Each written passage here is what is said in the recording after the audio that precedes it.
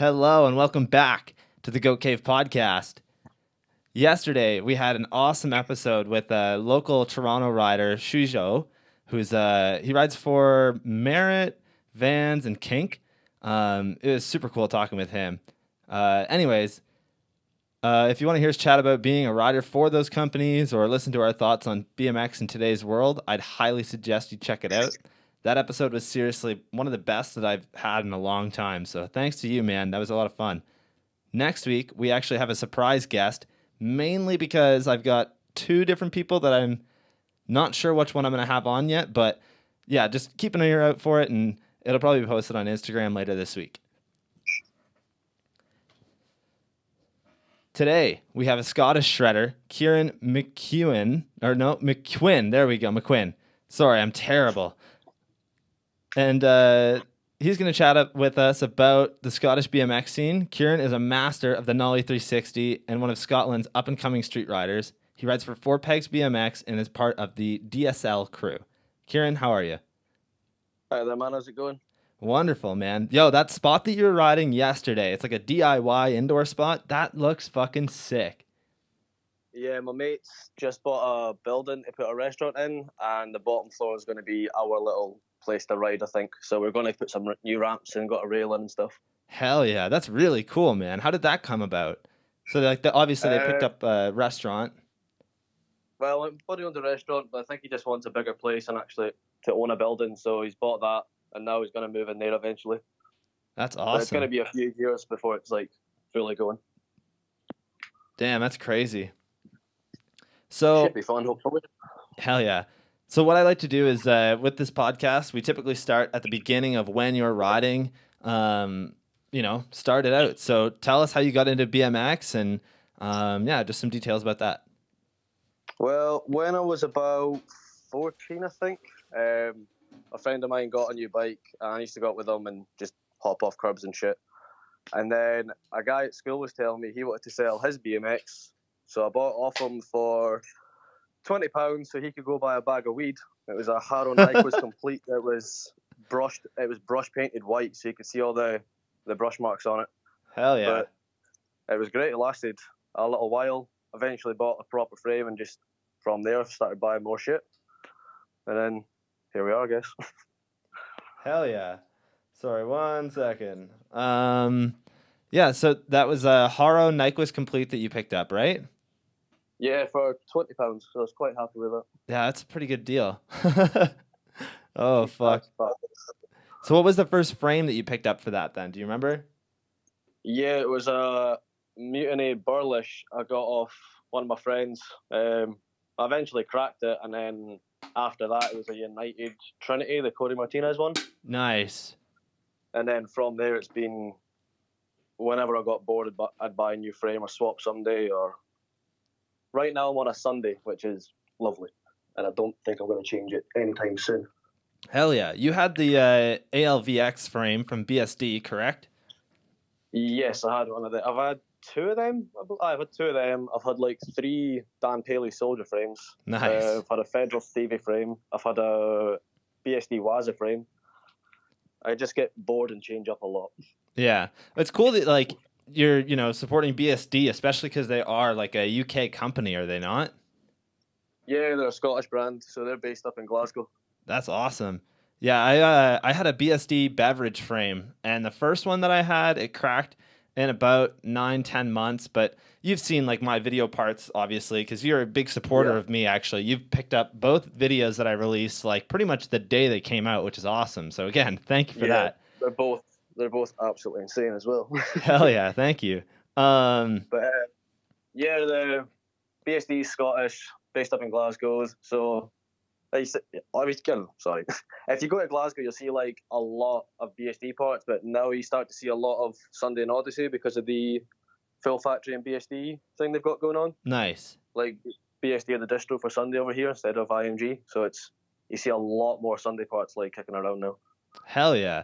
Yeah, we were actually talking about distros on yesterday's episode, mainly because in Canada, we used to have like 4 or 5 really big distros, and now it's basically just down to 3, and that's it, just because the old ones closed or, they just couldn't really like stick with it, I guess. But now we only have OGC, which is like mainly a mountain bike thing, but they have like a separate BMX kind of deal going on. And then Rider Distribution, which is actually in Kitchener. That guy's pretty cool. That's where you're from, isn't it? Yep. Yeah. And then there's another one in BC, I think. Oh, what's it called? It's called Kill 'Em All. And I think that's like that one carries BSD. All right. Yeah, so that one was really good. Anyways, as I was saying though, I had a BSD beverage frame.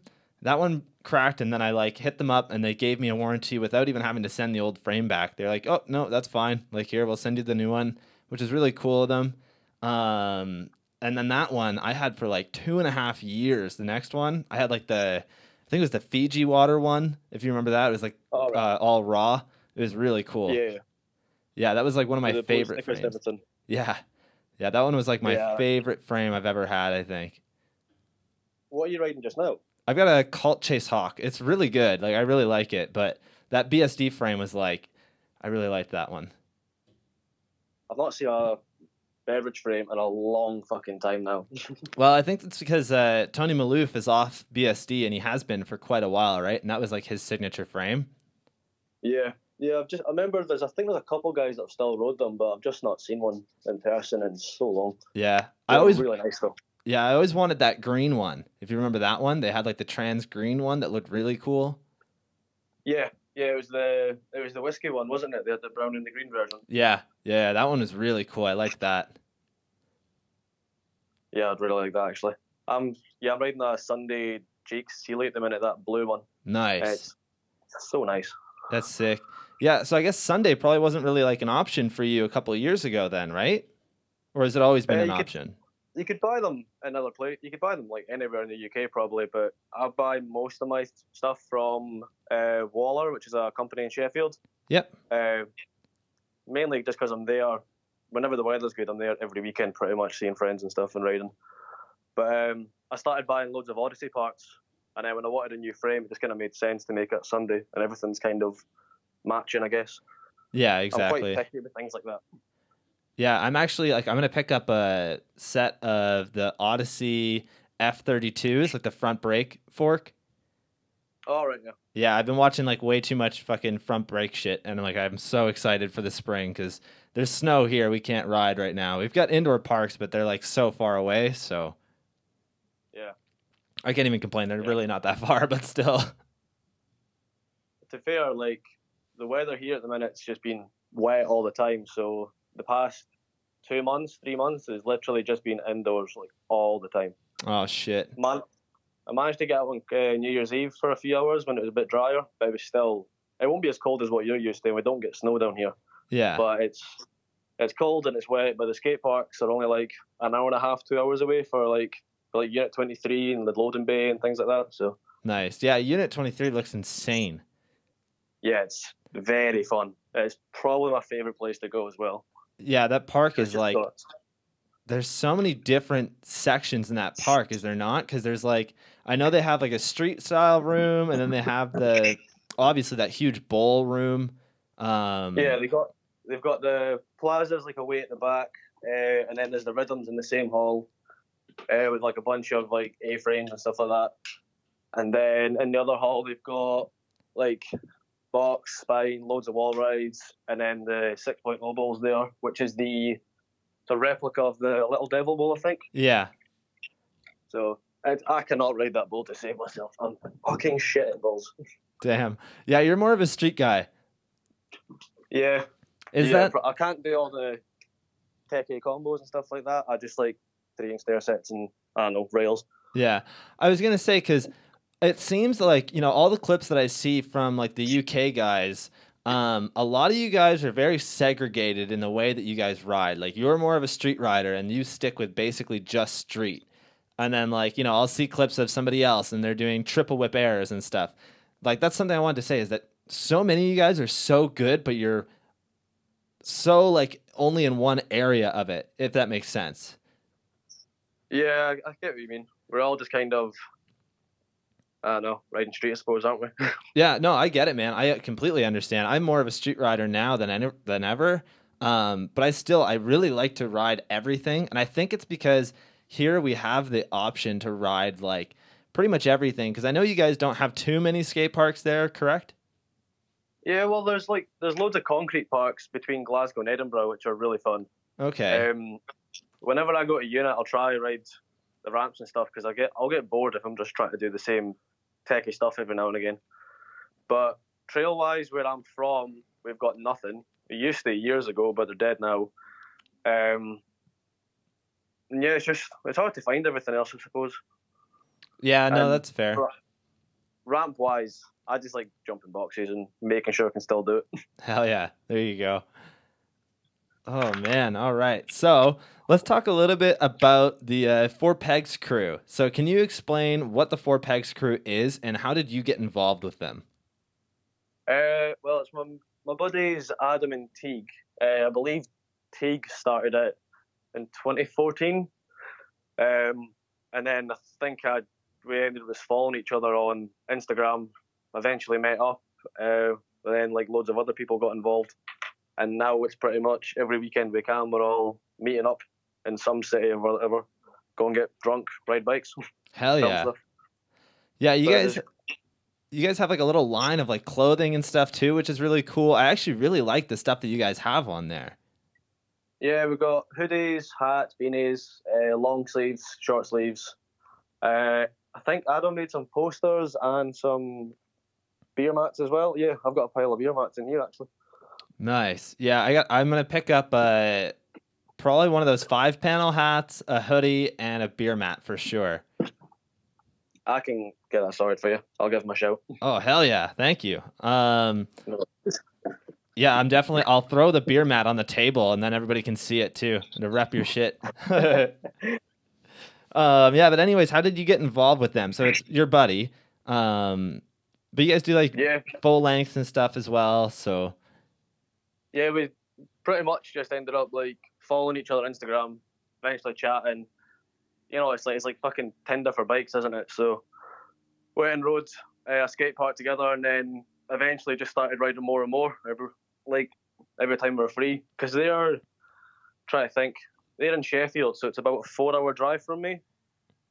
So it was eventually hop in the car, drive down there for the weekend, and then every couple of weeks we just keep doing that. And now it's to the point where I'll just drive down whenever I've got free time and just spend a couple of days there and film stuff. Hell yeah.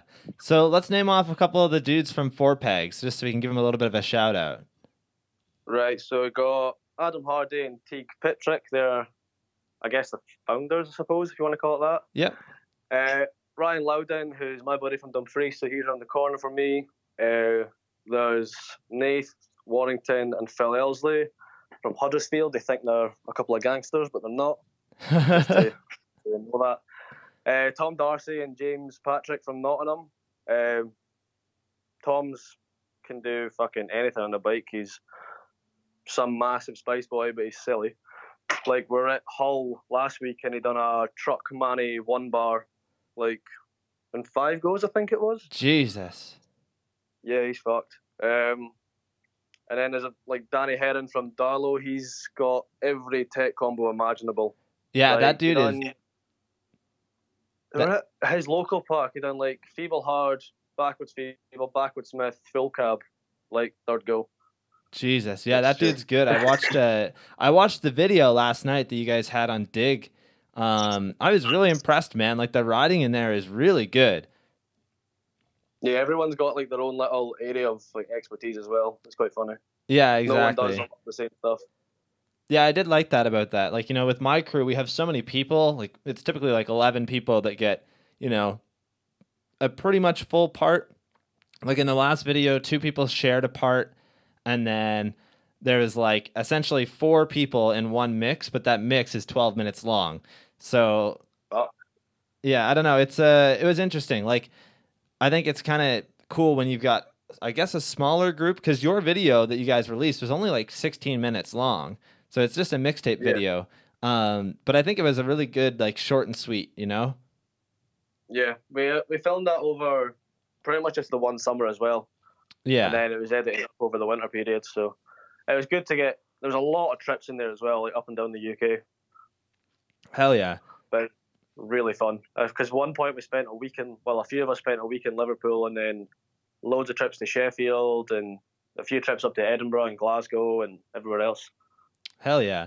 You went to Barcelona recently, right? Or, a while ago. Yeah, in summer, me, Ryan, and my buddy David McQueen and Tom, the one that owns the restaurant. We went out there for 4 days. Hell yeah. That was pretty much, again, just get drunk and ride bikes. We weren't too fussed on what we were doing. But Yeah. it was such a fun place. Yeah, I was gonna say Barcelona just seems so rad. Like, for us here, that's like a dream for us to go there. And even a couple of years ago, I was planning on going and just couldn't it's so expensive, especially for somebody like myself, because it's like $1,200 plane ticket minimum. That's for like maybe there and back. And then Jeez. yeah, you've got like hotels you gotta pay for, everything. And at the time I didn't even have a passport, so I'd have to do that as well. But it is a goal of mine that, yeah, one day I'm absolutely going to get there. That's for sure. Yeah, for us, it's quite cheap. I think it cost us for an Airbnb, it was like £150 each. Flight was like £200, £150, and then only spent like £400 there as well, just on like food and everything. Yeah, exactly. So, for us, we can get a flight any day, and sometimes you can get flights for like 50 quid, and that's you. Damn. It's so cheap to get there.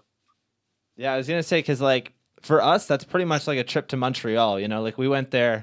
I think it was last year or the year before. No, it was last year.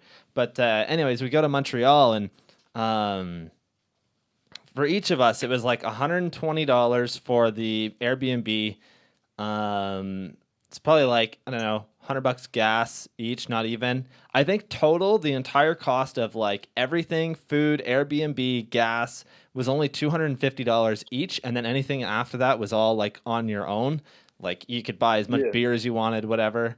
Yeah, I think I spent like maybe $600 for the entire trip, which is really cool. I don't know what that is in UK sense. Yeah, I don't know. I'm trying to think, because I know that like whenever we do it, I try and convert it, but yeah, I can't think of it off the top of my head. Like 600 Canadian dollars is like £350 here, so probably. Yeah, I suppose that's pretty sound actually. Yeah, and Montreal is incredible. Like I'm sure you've seen clips of Montreal before, and there's so much stuff to ride there. Like it's unbelievable. You literally turn a corner and like you're on a street you've never seen before, and there's so many new spots, and you turn another corner, and like it was so hard to even like do everything we wanted to do in a week. We went there for 7 days, and like we couldn't finish like everything. You know what I mean? Yeah, they filmed a lot of BSD transmission in Canada, didn't they? Yep. Yeah. I believe actually when that was happening, I think they sent out Chris Kyle and Alex Donaghey, and they were in BC at the time that I smashed my teeth out for like the second time, which is really funny. Fuck's sake! I've never, touch wood, never knocked teeth out or broke a bone. So yeah, knock on wood there, man. Yeah, fuck that. I've had concussions and put myself in hospital for a night before, but never done any bones in. Yeah. Yeah, it's kind of teeth are a scary one, especially for here, because like obviously you'll know that Canada has free healthcare, but the only thing that it doesn't cover is like dental. So anything to do with your teeth, you pretty much have to pay out of pocket for. Oh, fuck that. Yeah, it gets so expensive too, right? Because like you don't have to pay for anything else, but teeth, like I was looking into getting because I have a fake tooth that's basically just on a wire behind the rest of my teeth. And that's like, it works. I like it. I don't care. But in order to get like an implant where it's permanently in my mouth and like it doesn't move around or break sometimes, in order to do that, it's like $4,000. And because I fucked my teeth up so much, I actually have to get a bone graft like in my gums in order to like basically be able to screw it into something. That sounds awful. Yeah. Paying $4,000 as well does not sound nice. And that's like cheap, you know what I mean? Like in order to do an implant for that, like that is a pretty good price, but yeah, it's it gets fucking expensive when it comes to teeth. That's for sure. Yeah, I'm glad I'm in the UK. Yeah, there you go. Oh man. Free healthcare is lovely. So let's talk a little bit about DSL. What is DSL? That is just a hometown thing. Dumfries street locals. So it's like me, Ryan, my mate Tom, and Dave McQueen. But there's been loads of people before us. Well, Tom and my mate Craig are actually, I think, like some of the originals. But it was made like 16, 17 years ago, I think. Oh shit. Yeah. So it's, I don't know. I think I'm like the youngest one in it at the moment. There's been nobody else really after me. There was like a couple of kids, but they all eventually like get a car, and then for some reason everybody here really likes like cars as projects. So you'll barely see any young people out on bikes these days. That's actually like a pretty big thing where I'm from, where I'm the only one out of my friends that doesn't have a car. I don't really care to get a car. Like, you know, in the spring I'm gonna pick up a motorbike, but yeah, like I just don't really care for them at all. Like, it's just not my thing. But all of my friends, like literally all of them, are into cars. Yeah, I'm the same. Like, I've got a car for work, but I'm not bothered about like doing it up or anything. Like, everybody here really likes Hondas, and I've no idea why. It's a very strange obsession. Yeah, that's funny. Around here, it's like Subarus or VWs. Oh, fuck it. Ryan just got a Subaru actually like a week ago, so he's loving that at the minute. Hell yeah. But yeah, the DSL is just Dumfries street locals. We've not put anything out in a long time. Like, I think the last time something was put out, I wasn't even like around. So it's pretty much just go ride bikes together whenever we can. A lot of us are, you know, growing up, got kids, married, houses, so there's not many people out riding all the time anymore. Yeah, well, you were saying you're the youngest one. How old are you? I've actually never asked you that question before. I'm 24. Okay, yeah, so I'm 23, so pretty relative in age. Yeah, but now, like, there's people like Tom's 37. He's still killing it, like the biggest turndowns. Ryan's 26. My mate David's 27. But like, we're all roughly the same age. Yeah, but there like you Tom go. being right up there is still out with just as much the rest of us, and he's got 2 kids, house, restaurant, and everything. Yeah. So, well, in space, it's pretty good to see.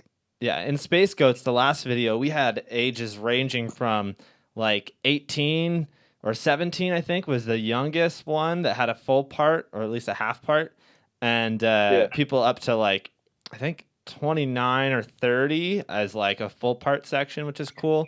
But like in the friends section, I had people that were like, you know, 13 to 50. Like, it's so cool Jesus. that BMX is like that, though, that like you can basically just get along with anybody from those age groups. You know what I mean? Yeah, you've all got something to talk about at least, haven't you? So yeah, exactly. It is so strange because, like, you know, I think about it now. I'm like, I was 15 years old hanging out with these people that are like 30s, like, you know, in their 30s, hopping in the car with them, going to fucking street spots and like leaving the city with them. And I'm like, you know, in any other like world, it would be kind of strange, but in BMX and skating, like, it's such a normal thing. It's very normal. Yeah. No, I was the exact same when I was at school. I was like 16, and my mate Dave, he works in a bike shop and got every Thursday off. So I would just not go to school on Thursdays, and we'd get the train up to Glasgow to go ride Unit 23, and he would have been 25 at the time, I think, maybe.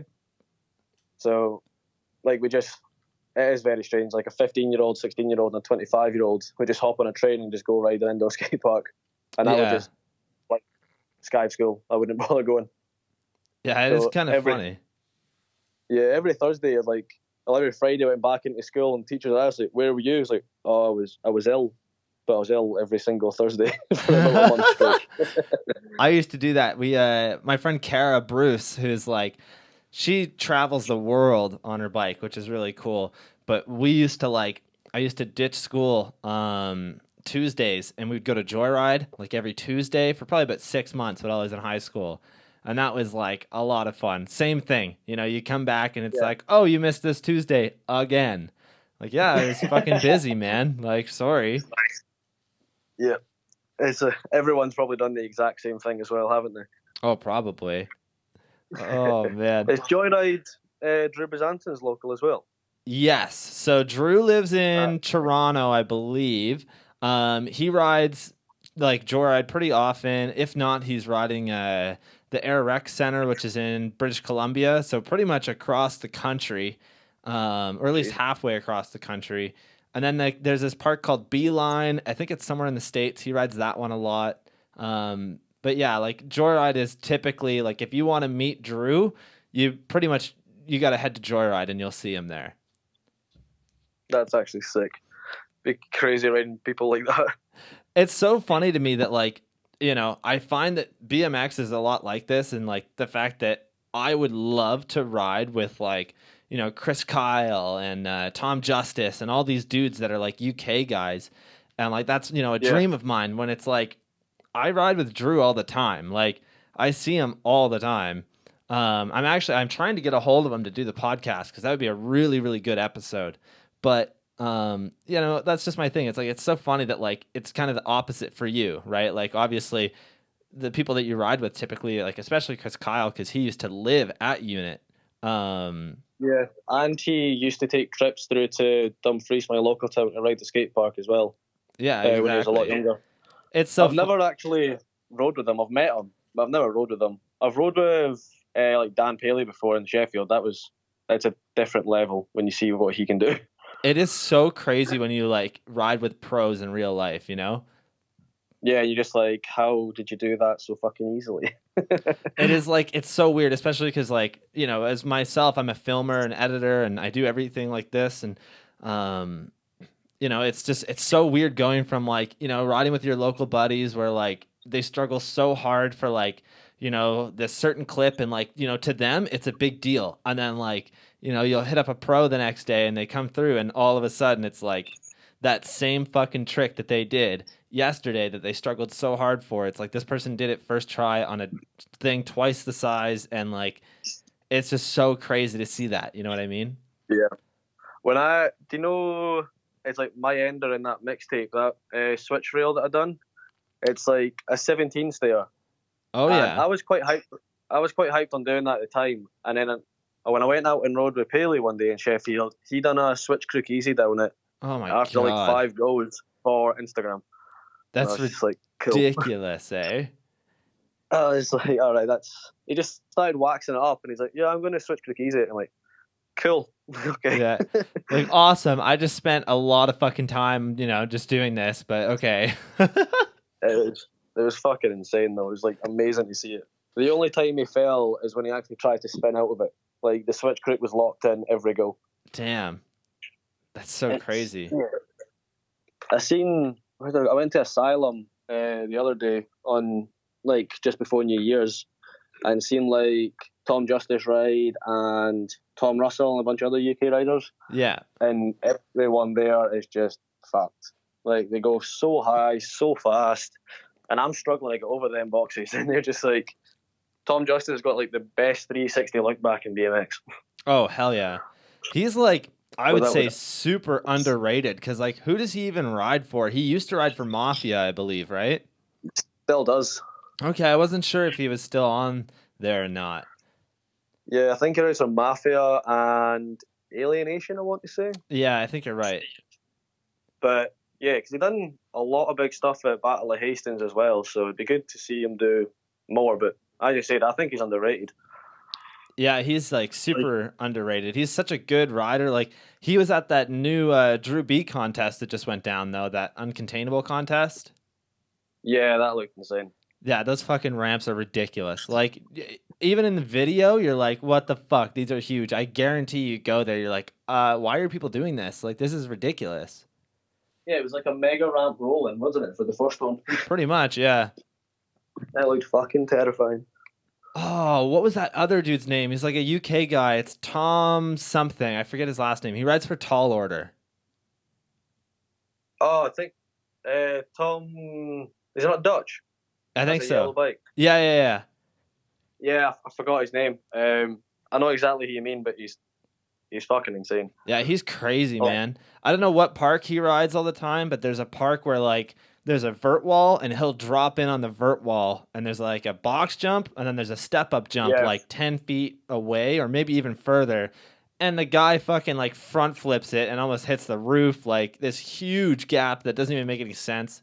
To me, I'm like, yeah, that dude is underrated because he only has like, I hate to keep bringing this up. I keep doing this in the podcast, but like I keep bringing up people's Instagram followers, but I think that people should be like looking out for these people and watching their stuff because like Tom only has like, I don't know, 20K Instagram followers when it's like, dude, you need to be one of the top guys. Like you're fucking nuts. 100%. He is still really young though, isn't he? Don't even like I don't know how old he is, but he's definitely not that old. Yeah, Like he's he's a probably not young as old as one. us either. So But what he's yeah. So what's the scooter scene like there? Like I see, like certain parks have like a ton of it. Obviously, like around the world, the scooter scene has kind of taken over skate parks, whether it be with like, just small kids riding them or people that actually do take it seriously. What's it like over there? The scooters in my hometown are the worst kids I've ever met in my life. They are the cheekiest kids. They're just awful. Like as soon as you go in, they're the ones like they'll hang their front end over. They'll call you a snake. They'll shout and swear at you. And because I'm 24 and they're like 10, I've just got to sit there and take it. It's fucking irritating. Yeah, I It's know. I'm like, I I'm always not. just laugh it off. And, to me, I'm like, I'm on a bike. If you get in the way, I'm sorry. But like, bike Yeah, you're versus fucked. scooter, you're 100% going to eat shit 100% of the time. Like, it sucks, but like, I've plowed through so many kids that aren't paying attention, just like completely on accident.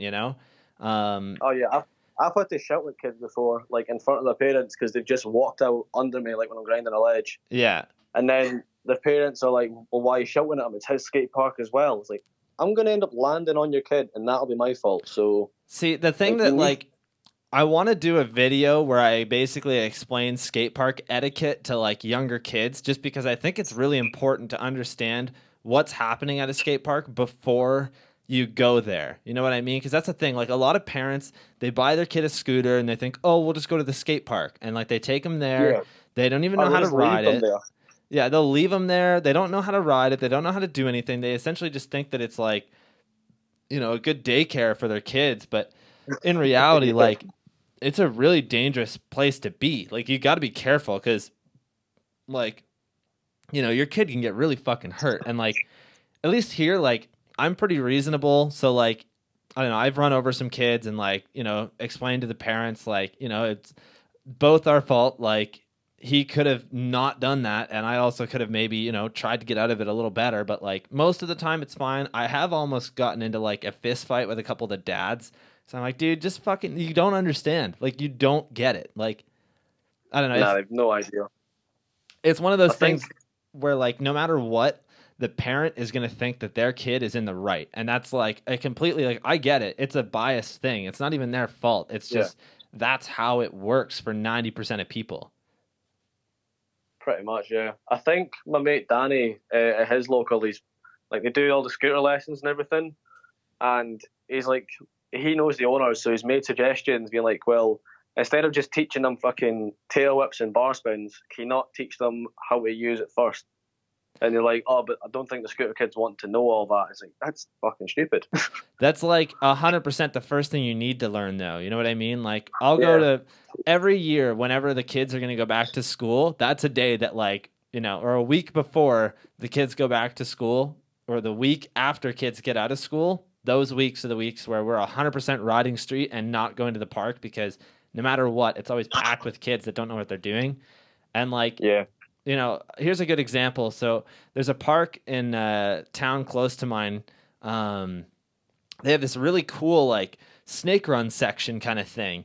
And the problem is though is that kids will go like obviously you're trying to go up and down the park and kids will just kind of go side to side when they shouldn't at all. Like there's actually no reason to go side to side unless you're like, it's just kids being stupid, but there's a little section where like you kind of pump this wall and when you come out of it, it's pretty much like there's a spot where if a kid was going side to side, you're not going to see him until he comes out right in front of you. So anyways, it's like towards the end of the snake run too, which is like so bad because it's right as like you're at your fastest speed, you know? So I'm like going as fast as I can, ready to hit this hip, and this kid on a scooter comes out. And I hit this kid so fucking hard that he flew like 10 feet. When he landed, he slid like another 5. And like instantly, you know what I mean? Just fucking tears, crying. He's freaking out. But his parents were so cool about it. They were like, I am so sorry. We have told him so many times not to go side to side. He absolutely 100% deserved this. And I'm like, oh, that's a good change of pace. That's probably the only parents that'll act like that as well. You'll never see that again. Yeah, I know. That's the thing. I'm like, I'm actually pretty good at not hitting kids. And I think that's because I ride brakes. You know what I mean? Like, yeah. I think that's an important thing too. Like, what's the brake scene like there? Because I know like everybody in your video is pretty much brakeless, right?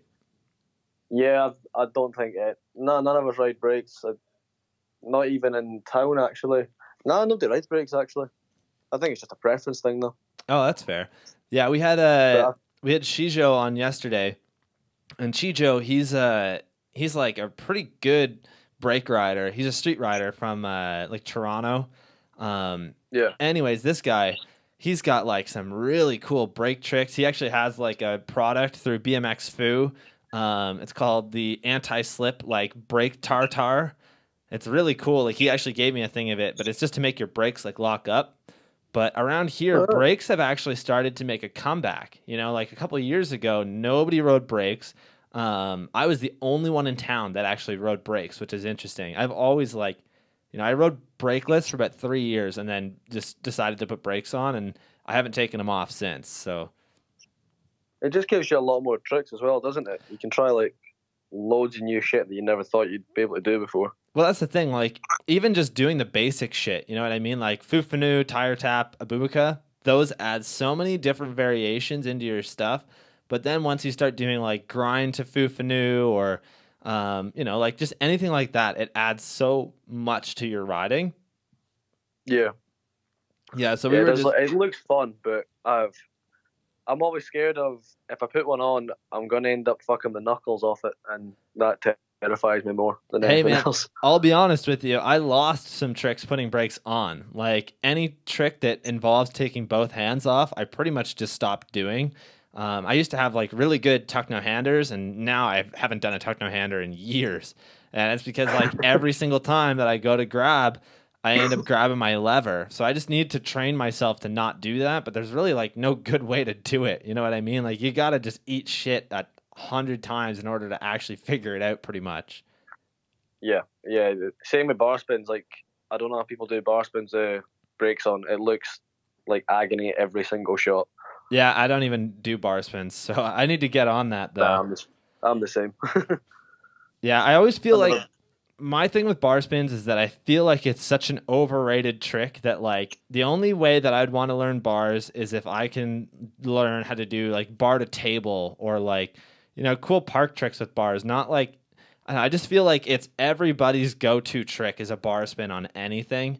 And like, I get it. Yeah. It's a pretty like, once you get it, you can do it anywhere. So it's good to have it. But like, I don't know. At some point, it just stops being impressive to me. I guess it shouldn't be impressive. It should be about fun. But like, it's just something I don't really want to learn yet, I guess. Yeah, I'm the exact same. Like, I like seeing friends do, like, if they're doing like a cool Lima bar spinner, that's sick. But when you watch when you watch like a pro video and then there's every single clip's a bar spin, you're like, right, I'm fucking bored. Like, it is obviously the pro, they're sick, but I'm probably too judgy for this. No, that's okay. If I see bar spins, I'll turn it off. Yeah, I am such a bitch when it comes to videos, man. Like, I get so, like, you've seen my videos. At least the first one was like a little different, but Space Goats was literally, it's fucking out of this world. It's Space Goats. There's something so, at least in my mind, there's something so different about that video that like, a lot of the music choices, a lot of the actual riding, the editing, everything like that is so different from what like most people are doing nowadays, at least. Yeah, there's a lot of different shit in it. Yeah, I don't know if that's like something you would agree with, but that's just my thought on it is like I'm so weird with it. I feel like people, when it comes to film and editing, people like stick with a trend, and I am so not about that. I think it should be like a creative thing. You should really tap into like your creative sense and make something different, you know? Yeah. I remember in the one clip in Fuck Asses though, and I don't know why this stuck with me, and it's just that one little B-roll clip of someone shitting in a bin. Because I was crying when I watched that. That is seriously like I always forget about that, and then I'll remember it, and every single time I laugh my fucking ass off. I remember just watching it like, what the fuck is this? Literally, fuck asses, right? It's so funny. Really good fucking DVD though. That was like, it was a lot of fun making fuck asses because it was something that I didn't put like that much effort into. You know what I mean? I just filmed everything, kind of edited it together, threw some music over it. I cared a little bit about like clip placement and how the songs would go. Like with fuck asses, that's when I experimented with like, you know, making sure that music lines up with certain like parts of the clip and whatnot. Whereas in Space Goats, I went like next level with it, and I went to the point on like, a lot of people don't know this, but I used very, very, very little slow-mo in Space Goats, and the reason for that is that I am such a bitch when it comes to slow-mo. I hate it. I think it looks terrible. The only times that I did use it were like little tiny things that you can barely notice. It's just enough for your brain to kind of realize what the person's doing and be like, oh, that is like really clicked, or oh, that's really like, it looks really good. It just gives you that little extra millisecond of like, I don't know, time to appreciate how the clips actually look. I don't know. I've just, ever since like Instagram and people being able to like, you know, do a slow-mo bar spin and have the clip last 8 seconds, like I can't do it. Like I fucking hate it. It's just something that like, to me, when it comes to film and editing, slow-mo is so overrated and people need to stop using it. Yeah, I actually agree with you. There's no point in it, really. And like you said, unless it is to show something a bit more fucked up, then what's the point? Pretty much. You don't even...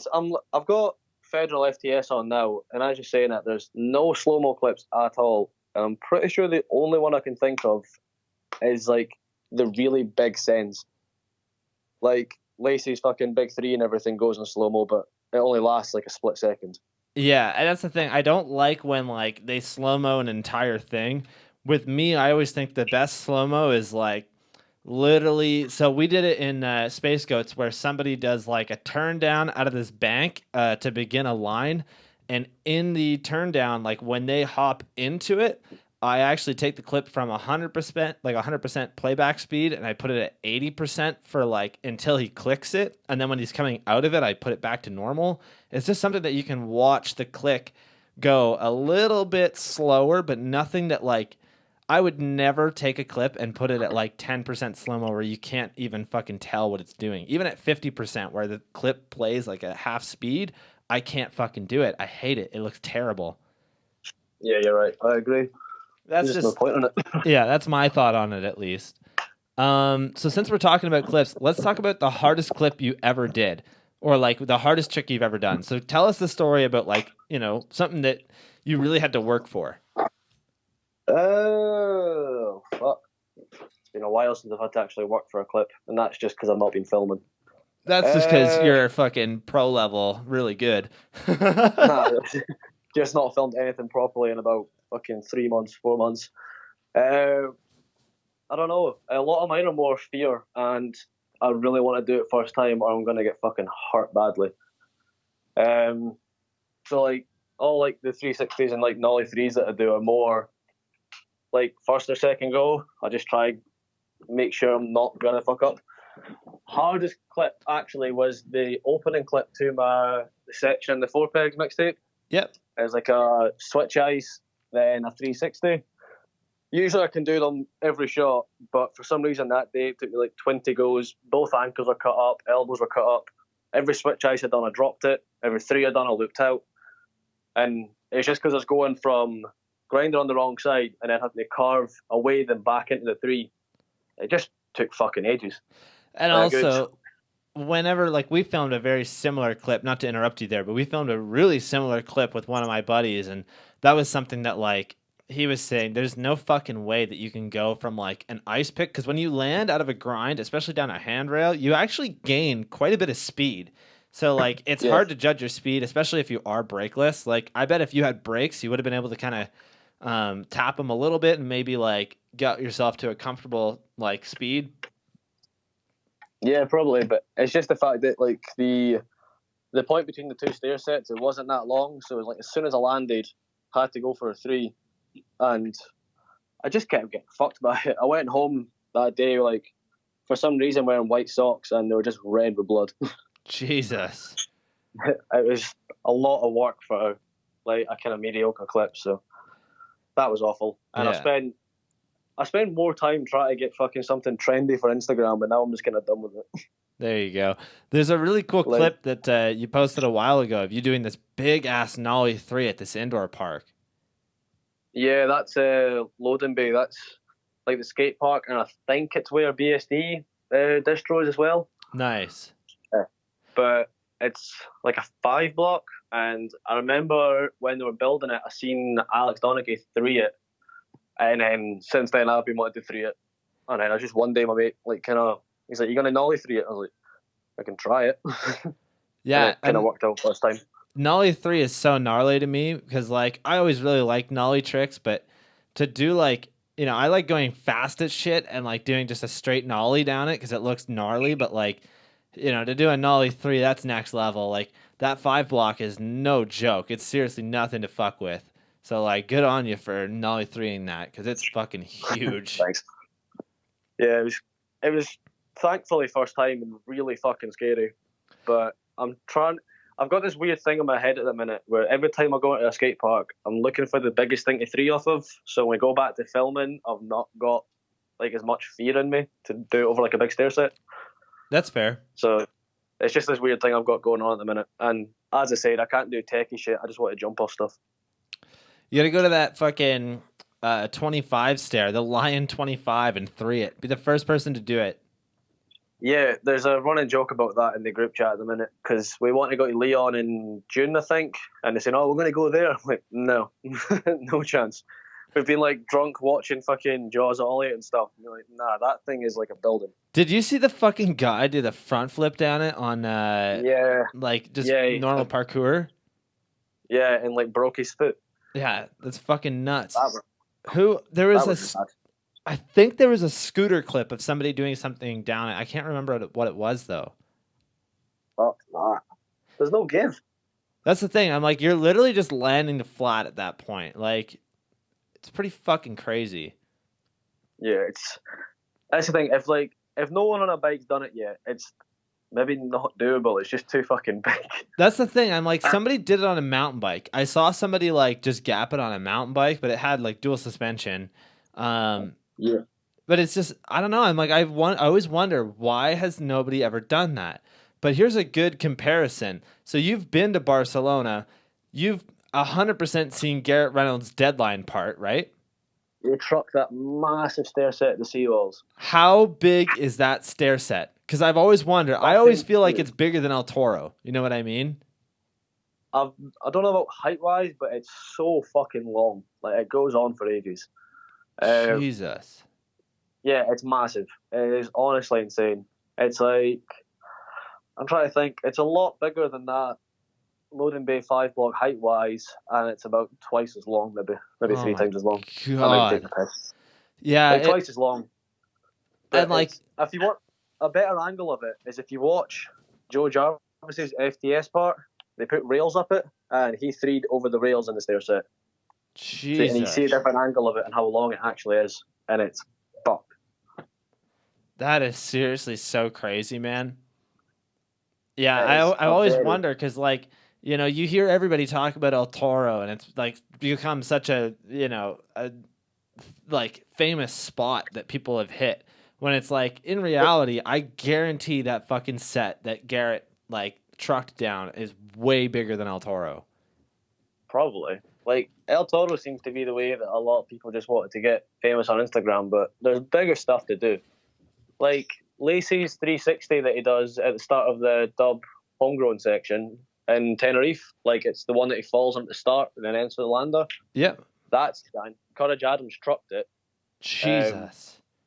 But that's fucking huge. That's a lot bigger than El Toro. And Lacey's like cranking at it. Lands fucking miles away from where he needed to. Have you ever rode with Courage before? Never met him in my life. Damn. He's Barca, I think, isn't he? Yeah, I feel like he's so fucking crazy too. Like, he is so good on a bike when it comes to like maintaining balance that like it literally doesn't make any sense. Yeah, I have no idea how he does that stuff. Like, every time you watch something, it's like, cool, nose manual, Bart, nose manual. How the fuck do you do this? Well, you gotta, and then in fact, he'll throw a fakie man in as well with a cassette and keep it going. You're like, cool. you got to think about it too, right? Like, how many street riders in the world are sponsored by Red Bull? Garrett Reynolds, Courage Adams. Fuck yeah, you're right, actually. You know what I mean? Like, Bruno. if you really think about it, Bruno, yeah. But there's barely anybody. Like, Red Bull is especially, like, involved in the park scene. You know what I mean? I've seen so many people that, like, are sponsored by Red Bull. But, I don't know. I'm just like, it's so fucking crazy. Yeah, you're right. Chris is, isn't he? Tyler Fernangle was sponsored by Red Bull. I don't know if he still is or not. He actually kind of, like... Do you remember Tyler Fernangle? Yeah. He done some really fun. He done that like this when he dropped off the roof to Pegs in that market video. Yeah, I actually haven't seen anything from him in years. I wonder if he's just kind of fallen out of it or what. He's posted on Insta again. I've seen he's riding like a Verge frame. That is it, Tony Cordova. Oh, weird. I think he's riding one of them and like all demolition parts. That's so weird. I feel like he would be a person that they would give a pro frame to. Who is he last on, though? I can't remember who he was sponsored by. I know he's always been sponsored by Demo. Haro, right. Yeah, you're right. I feel like Haro is kind of a company you don't want to leave. You know, like maybe they took him off of there or something, but like Haro is a company that you want to stick with because, you know, they may not have like the craziest team, but like it's Haro. You probably got a better paycheck than any other BMX company in the game. I remember there was it was when, who was it? Jason Watts rode for Haro for a bit, and I remember seeing stuff on Instagram about how like if he was going to leave and then Tyler was going to leave and stuff like that, but I don't know obviously the ins and outs. That was just like rumors I remember seeing and shit. Yeah. But I forgot Jason Watts actually rode for Haro. Yeah, it's pretty crazy. Yeah, he rides for Cult now too, doesn't he? Yeah, he's fucked. Cult is seriously, I have to say it, man. Cult is literally probably the most stacked team in BMX. Like, if you really think about the people that they have on Cult, they have some of the old school legends like Dakota Roche and fucking Chase Hawk and Chase Dehart, and then like you've got all the newer school guys. So you've got Corey Walsh. Yeah, Corey Walsh. Which, you know what's funny? Corey Walsh actually grew up, I don't know, probably half an hour from where I live. Seriously? Yeah. Yeah, he was from BC, so like that's across the country. But his parents lived in Ayr, which is really close to Kitchener. I think they just moved somewhere, but it's still pretty local. But yeah, that guy is really cool. I've been trying to get a hold of him because that would be, you know, like he is seriously one of the best riders right now. Yeah, his new video was mind blowing. That was insane. Yeah, that kid's like fucking that curve nuts. wall he does at the end was fucking mental. Yeah, it doesn't make any sense. And I like that, like, you know, I always feel like a salty old man BMXer because I like mid school better than like the new stuff that's coming out, just because I think that like some of the shit that people were doing back then is so crazy, and the fact that like people still aren't doing that. You know what I mean? Like, there's a specific clip that I always talk about, and it's in a Road Fools video. I forget who did it, but it's a gap to downside pegs bar out on a jersey wall, like a jersey barrier. And like, I don't know why, but it's so crazy to me. And that stuff, like, it always has kind of spoken to me a little bit different than like the newer riding, I guess. But yeah, I just feel like he's kind of bringing that back is what I'm saying. Yeah, that's fucking sick.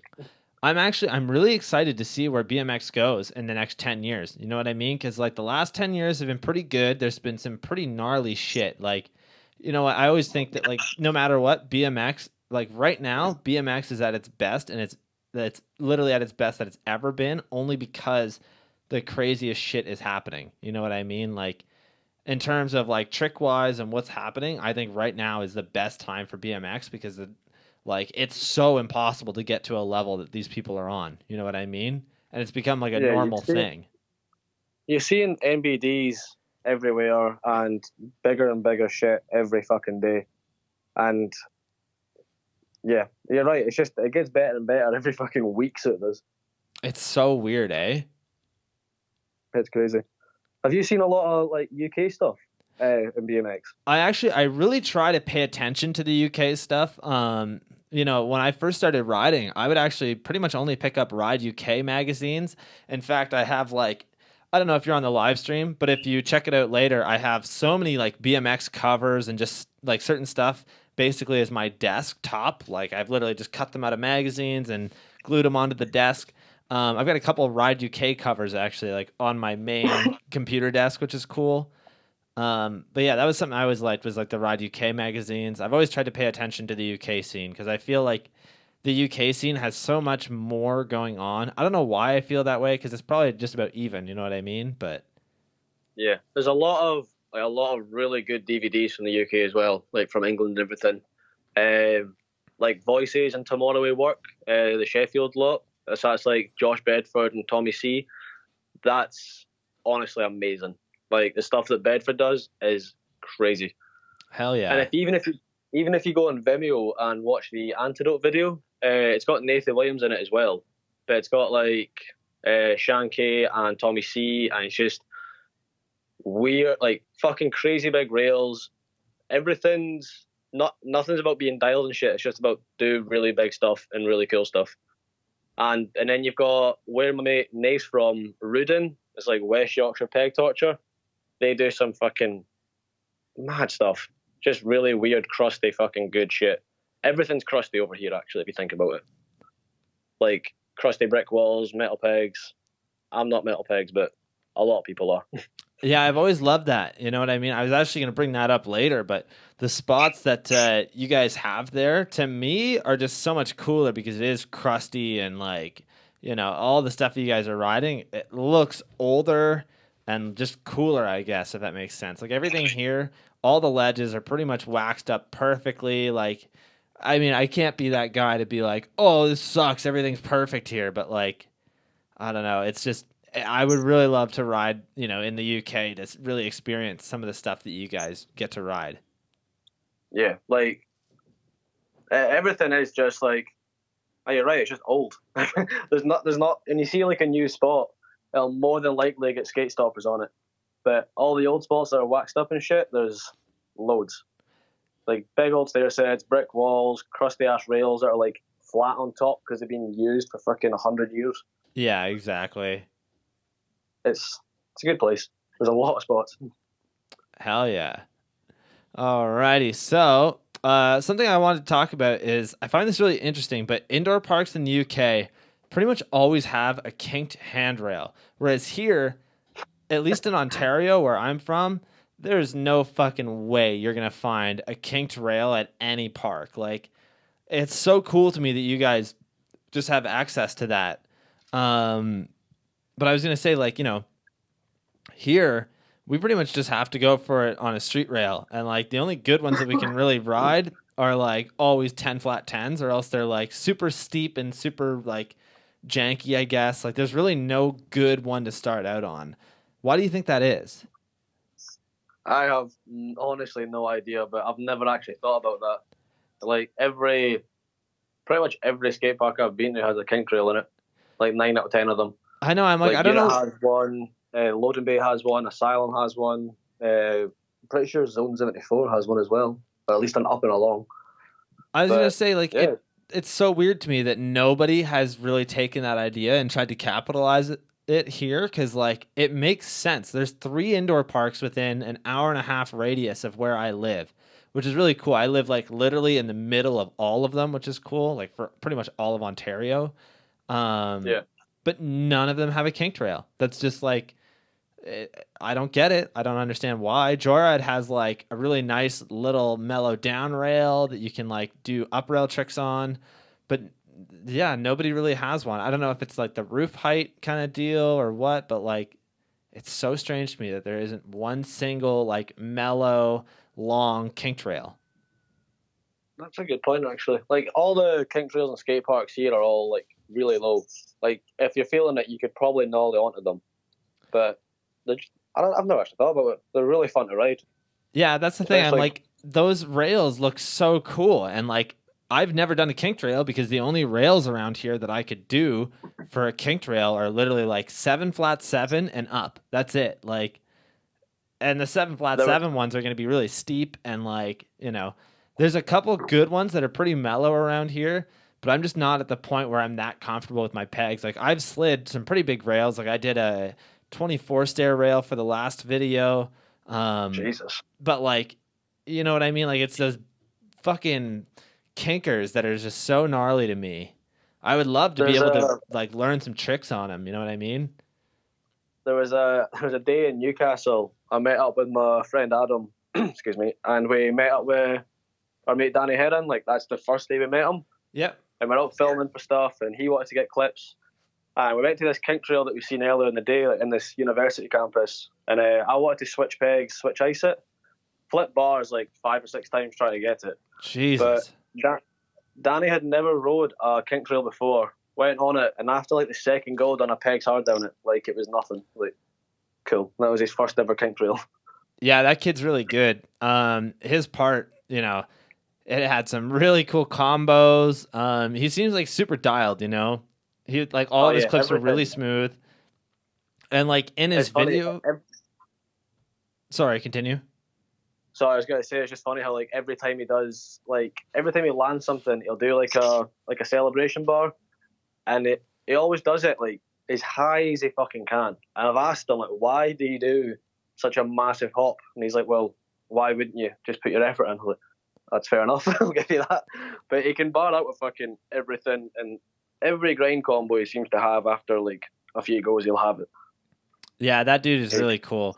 I was gonna mention that, like, in his last video part in like that dig 4pegs video, you guys used Gorillas featuring MF Doom for his part, and Doom is like one of my favorite hip hop artists ever.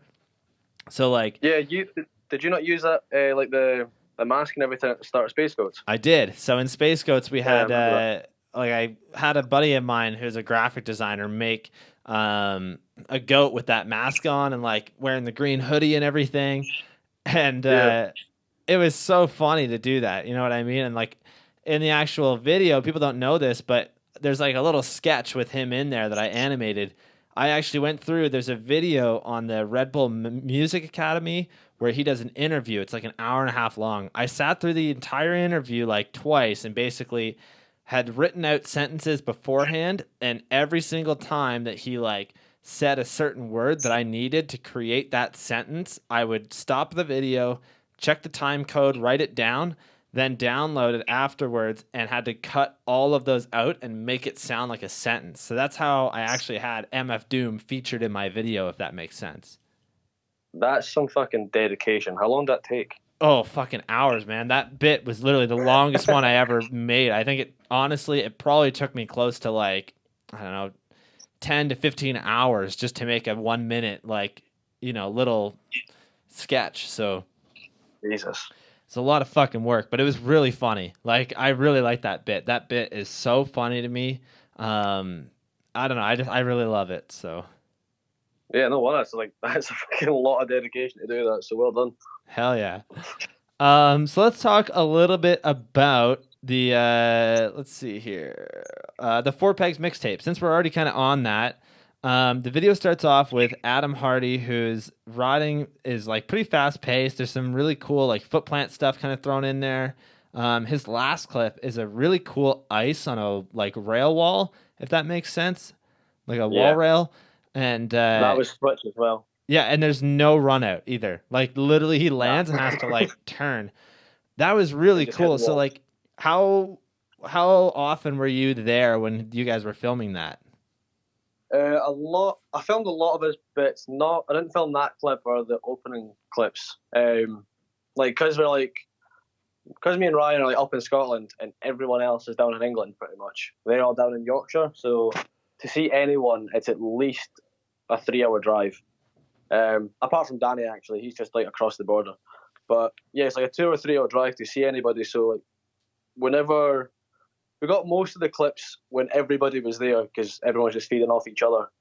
But I think Adam got a lot of his stuff only like 2 of the 3 times I was there, and everything else he done like in and out of uni and stuff. But he just likes to jump off roofs and gaps, and it's fucking terrifying to watch. Yeah, that dude, he had a really good part. I really liked that part. He just goes fast, and for some reason, he's got this thing where he prefers doing an ice on a wall rail than an actual rail.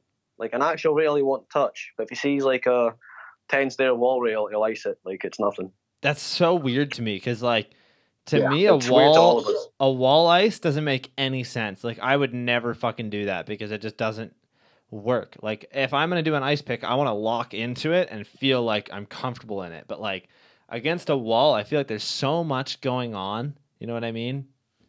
Yeah, you're turned away from the wall. You're no way that you're going to be like against the hub guard. You're just somewhere in the middle of your peg. Maybe you might be on the end of your peg. You know what I mean? Like, I've definitely seen it where people like their tire is 100% against the wall, but they're like so sideways that the end of their peg is just barely on it. Yeah, it honestly looks so scary. But the fact that Adam started doing switch ones as well, I was there the first time he'd done one. He'd been wanting to do them, and we found like a little 5-stair one in Liverpool, and then since then he's just been doing them both ways. And it's fucking amazing. They done one in summer, which is hopefully for a project that we've got in the making, but we need a little while on it. But he done one in summer, and it's honestly massive, like huge. Yeah, it's so crazy, man. So next part here, we've got things slowed down a little bit for Ryan Loudon, sorry. Loudon, yeah. Yeah. That's a running joke in the group chat. Ryan does everything slow. Yeah, that's nice. Which is still okay. Like, a lot of the stuff that he did was really cool, like textile stuff, lots of manis and grind tech. And you know what? Like, I was watching it, and he really isn't afraid to hit any big rails or anything like that. Like, there was quite a few big rails that he was riding in that too. Yeah, he'll hit big rails, and he can do loads of mad combos. It's fucking impressive because he can do a lot of shit that he ever sets his mind to. But he will go at things slow and prefer to whack the shit out of it and then instead of putting a couple of cranks in. Yeah, exactly. It's just funny to watch, but he'll use up the whole fucking team's wax on a clip sometimes, and we'll have a go at him for it. Yeah, that's hilarious. That rail is now fucked for anybody else that wants to ride it too. Dude, it's so waxy. You go any faster than one crank, and you're fucking gone.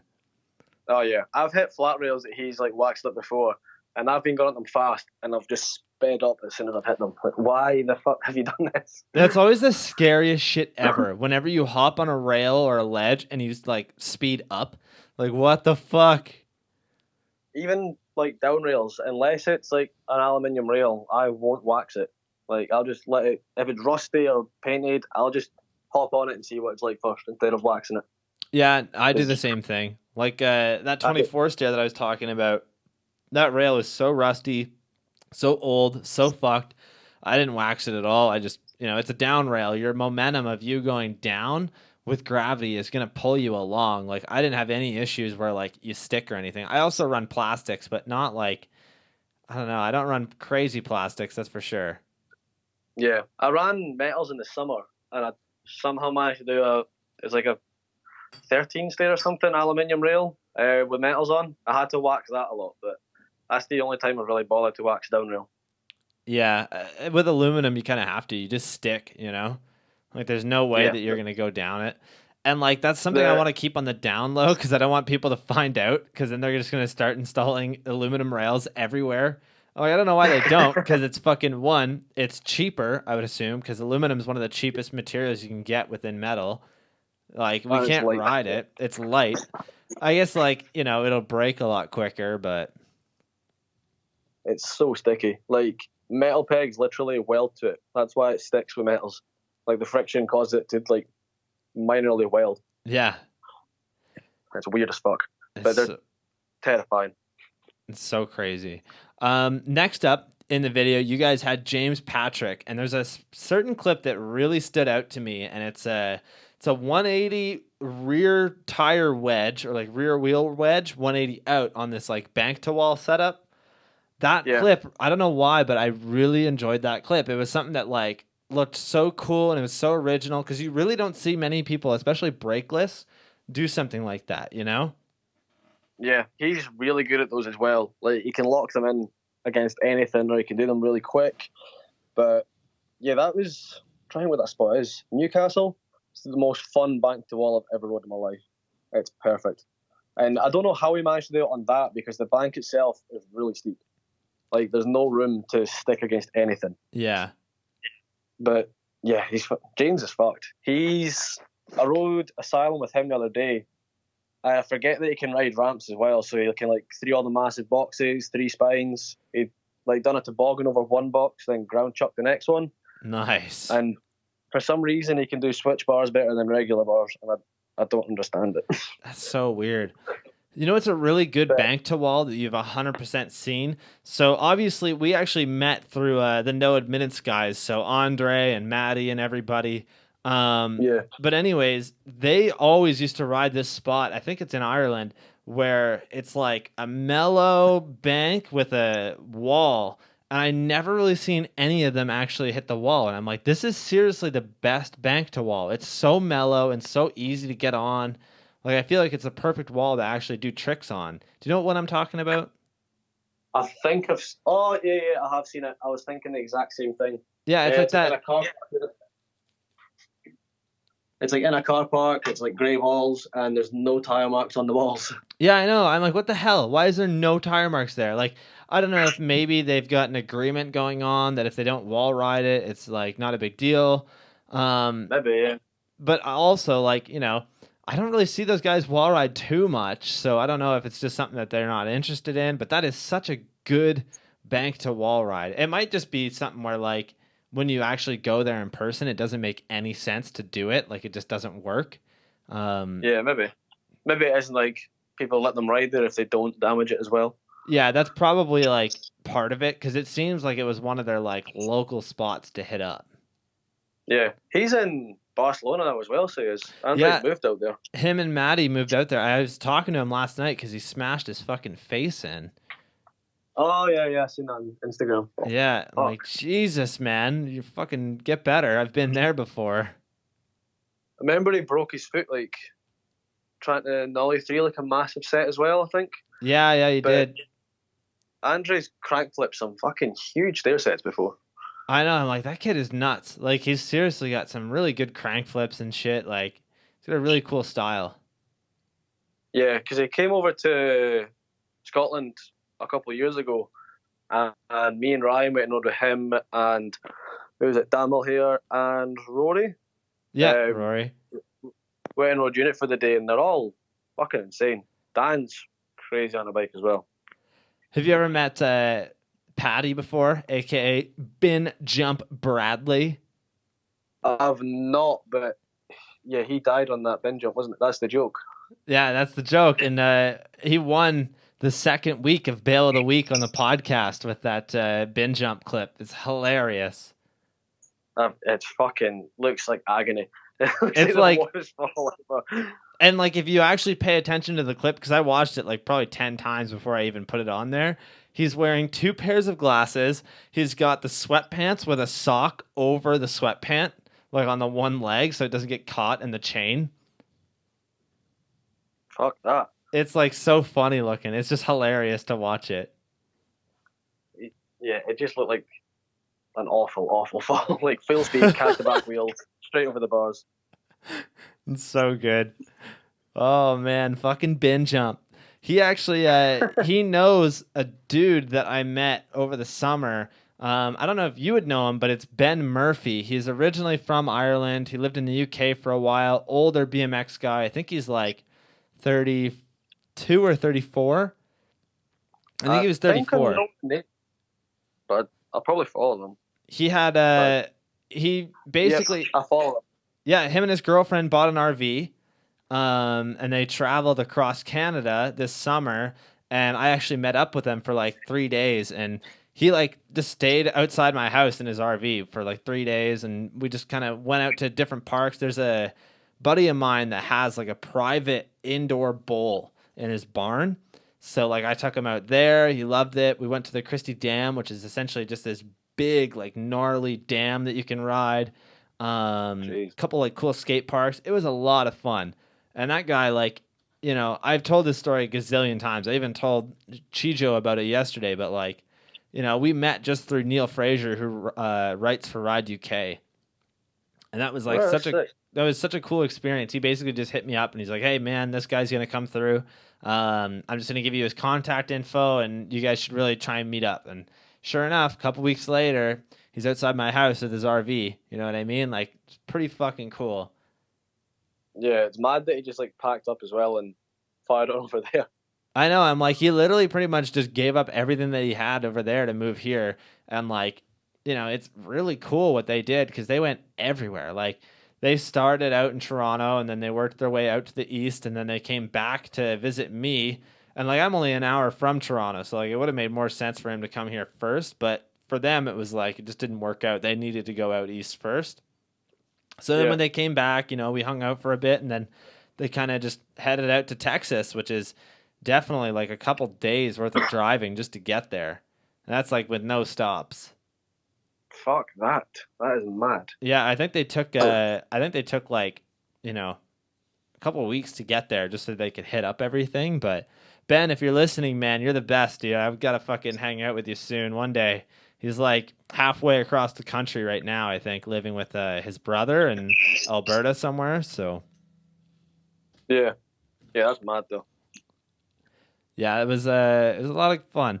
Anyways, to go back on the Four Pegs video here. So, we were talking about James Patrick. He had this really cool ender, which was a pegs to crank flip on a really like long mellow rail, which is cool. And then Yeah. Nath Warrington's part starts out with a couple like cool Manny lines. Yeah, Nate's really sick. Like really fucking sick on a bike.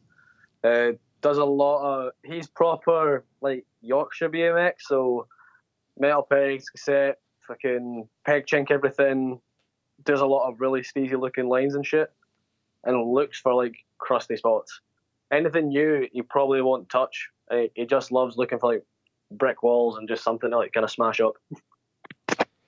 Yeah. He's fucking sick on a bike. Yeah, that's really cool, man. Yeah, that dude's like, yeah, a lot of his clips are really cool. Anyways, so then you ended up getting the ender for the last video, like in that section, I guess. You had like some pretty big threes, obviously, nollie threes, fast rail tricks, some pretty like big gap to wall rides or just big wall rides in general. There's one where like you land and you'd land like so fucking nose heavy. I thought that clip was hilarious. Over the rail on the wall. Yeah, like I gotta say, man, the tricks that you had for that part were like so good because you had such a variety. It shows how talented you are as a rider. But yeah, like how long did it take you to film that section, and what were some of the clips that took really like a hard time to film? I guess. That was the whole thing was pretty much filmed over all of 2018. Fuck yes, weird actually saying that. Yeah, filmed over pretty much all of 2018, like loads of trips. A lot of the stuff is like some of the trips are from like I'd go spend a day up in Edinburgh with my friend that stays up there. A lot of it is filmed in Sheffield and Liverpool, but I don't know. Some of the stuff is a lot of it was more or less fear more than anything else. Yeah. That wall ride clip actually, I remember somehow getting away with that. Like didn't get hurt, just got up, had a puncture, and stole James's back wheel to do it. Yeah. Like just fired his back wheel on and done the wall ride. But damn. the ender, that switch rail, that was luckily first time as well, and it was like halfway through the day, but that was fucking terrifying. I genuinely thought I was going to miss a peg. Is that the rail that you were saying? Was it Dan Paley hit? Yeah, he switched crook easy to my God. That rail is so like crazy too, because it's a pretty big, like, you know, mellow-ish, like, what did you say, 17 stair? Yeah, and it's incredibly fast. Like, you don't need to wax it. As soon as you hit it, you're going to fly down it. Jesus. Yeah, that seems like it would be pretty rad. There's a lot, like, Sheffield's amazing for rails. There's just fucking rails and stair sets everywhere you go. It's like an amazing city to ride. It's like a really crusty looking city, but all the spots are fucking insane. Hell yeah. That's why I'm always there. That's awesome, man. Alrighty here. So what else we got? That's basically the video. Like, you guys did such a good job with that video. I really liked it. It's short and sweet, which is cool. Like, you know, with me, I always take so fucking long to do it, and I make them way too long. Like, the last video is an hour and 20 minutes long, I think. Or maybe an hour and 10 minutes. I think it was an hour and 10 minutes at the end of everything. But it's still, like, such a long video that you really have to, like, you have to dedicate that amount of time to sit there and watch, which has always been something that I kind of struggle with, is like, I need to make them shorter, but in order to include everybody in my crew, I want to make it like a big, long project. But it ends up working out. Like, you know, I can't complain because obviously you picked up a copy, so I was sending copies to you in Scotland. I was sending copies to people in Texas. Specifically like a dude who collects BMX DVDs. He's actually going to be on the show soon, which is really cool. We're going to talk about like how he got into collecting DVDs. Is that the hard copy BMX guy on Insta? Yes, it is. Hardcore BMX Archive. He's got fucking loads of stuff. He's got over 900 BMX videos, man. I'm like, that's fucking nuts. You own 900 BMX DVDs. Like, it's so crazy to me. Yeah, I ended up, so like a funny story, he was looking for fuck asses for years. He was trying to find a copy from somebody. It was on his list for about 2 years. And then, you know, fucking the one day he learns that I'm actually the creator of HVXgoat. So he hits me up the day the video releases. Like, I'm at the premiere, like showing everybody the video, and afterwards we're cleaning up. I check my phone when I hop in the car, and this guy's like, hey, I'd like to pick up a copy of HVXgoats, and if you have a copy of Fuck Asses, I would absolutely love one. I've been looking for it for years. Well, at the time, that's insane. I had sold out of videos. I had one left. With every video, I keep two. So I keep two of them. One of them stays never opened, and it never will be opened, and the other one is just my personal copy. Yeah. But I had given one copy to my girlfriend Taylor that had already been opened. So I had to fucking really harass her and be like, look, I will literally buy the video back. Like, you didn't have to pay for it. I will buy it back for twice as much as I would sell them, just so that I can get it to this guy. And she ended up just giving it to me to give to him.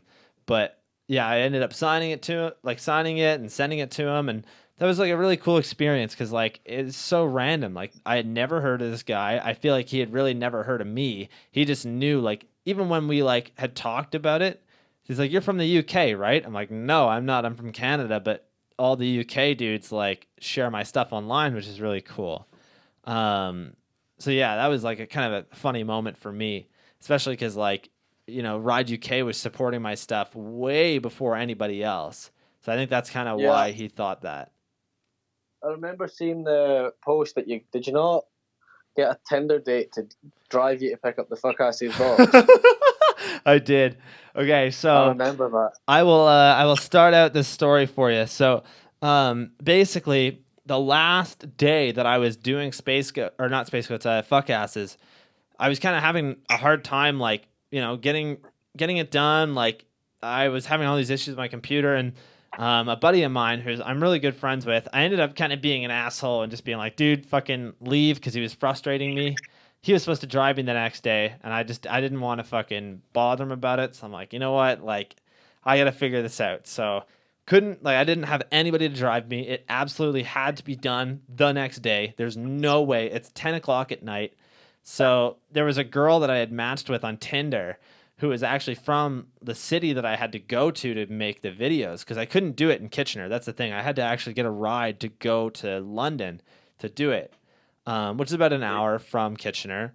And London, Ontario, by the way, is like the shittiest version of London ever. London, UK is going to be a lot better. Or London, England, that is. I've never been to London in my life. I can guarantee you it's a lot better because it probably doesn't have as many crackheads in it. So it's probably debatable. yeah, who knows, right? But anyways, we I had this fucking girl that I had like matched with on there, and I knew she was from there. So I was like, hey, like, what are you doing? Do you want to come pick me up at 6 a.m? Like, you're going to have to wake up at 5 a.m., drive an hour, come and pick me up, drive back to your city, and then fucking, I can put these videos on there, and then I'll hang out with you for a bit, and then you're going to have to drive me back to my city an hour away, and then you'll have to drive home an hour away. So she ended up spending 4 hours in the car, and, funny story, she ended up giving me a handy in the fucking car while we're, like, on our way there.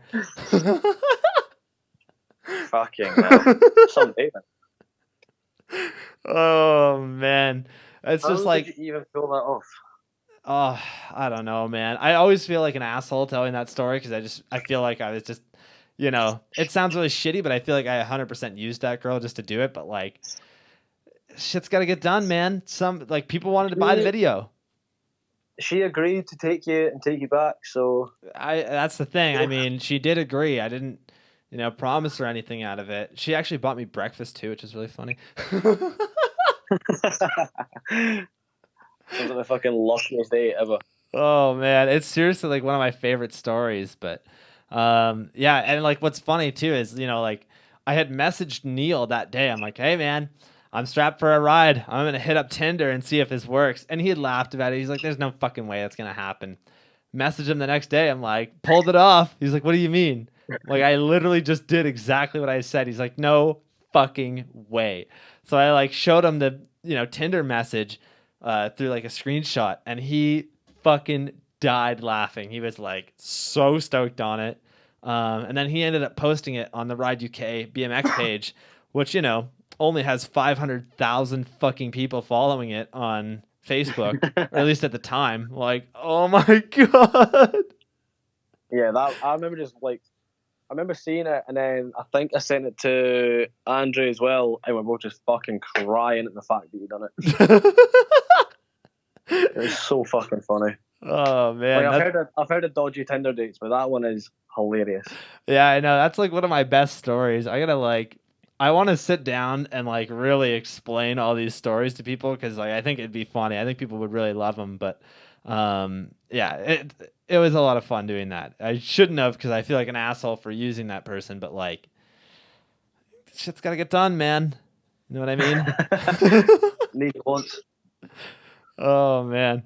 All right. So now that we're done talking about the video, I just wanted to mention that Dumfries Park that you ride all the time. I think it's your local, right? Like that older concrete park.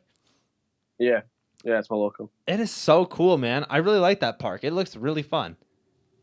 Yeah, it's got a bit of everything. It's like a little flat square rail, which is a bit shit, but it's got 2 out ledges, a couple of big quarters.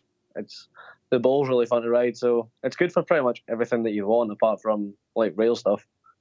But yeah, I think that's been there about 16, 17 years now, maybe.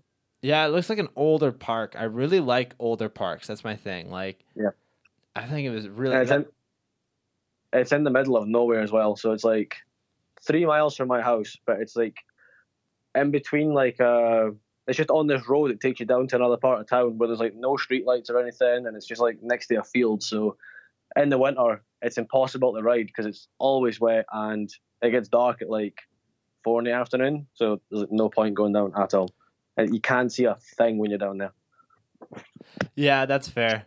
It looks like a really fun park though. Like one of my local parks that I really love here, it's called The Odd because it's at the Kitchener Auditorium. It's literally like the shittiest fucking old, probably like close to 25 years old concrete park. The bowl there doesn't even it's not a bowl. It's literally like a really weird flyout thing. Like it literally doesn't even get to the point where you can air it. Like in order to do a quarter pipe air on it, it's pretty much impossible because it's so mellow. But like that spot is pretty fucking cool. Like I did a 360 over a car out of that. Jesus. Yeah, like because you can go like all the way across the park and hop into the one end of it and like literally just send so fucking high. Like that's one of my favorite things to do at that park is literally just go as fast as you fucking can. Like literally scary fast. Hop from like 20 feet away into the transition of the bowl. Cause like you know that feeling when you hop so far away and you land and you're already in the pump position, you're gonna go so fucking high and so far. Like, you know, I 360'd a car over it. I 360'd over my buddy Zach, who is like half naked laying on a couch that we had found and like brought to the park. That's my thing about the Odd is that it's so like people don't give a fuck what happens there. So like, Yeah. you know, these random people, hint, hint, wink, wink. I'm not going to say who, but these random people went out and got a bunch of materials from a construction site and, you know, they built these ledges there and, you know, they were there for quite a while. And then all of a sudden the city ripped them out and a random person messaged the city and told them to replace them. And they actually did. Holy shit. I'm not going to name names, but a random person did that. So, you know. That is fucking hilarious. It's like, just, it's that. Outlet Park. It's like. We've not got a. Sorry, go on. No, you go ahead. I was just going to say, like, we've got this, like, weird dirt gap, like, going out the end of the bowl. It's, like, pretty much like a little box to, like, a dirt lander when you think about it. But right. I've seen a lot of people eat shit on it, even though it's, like, half the size of a box jump. But for some reason, everybody eats shit on it. I've seen a guy, like, well, a kid even, like, years ago break his back on it. That was a nasty day. Oh, jeez. And one of my mates, a few years ago, we had a jam, and he went to flip it. And he's flipped it before, like, quite nicely. But for some reason, this day had a lot of drink in him.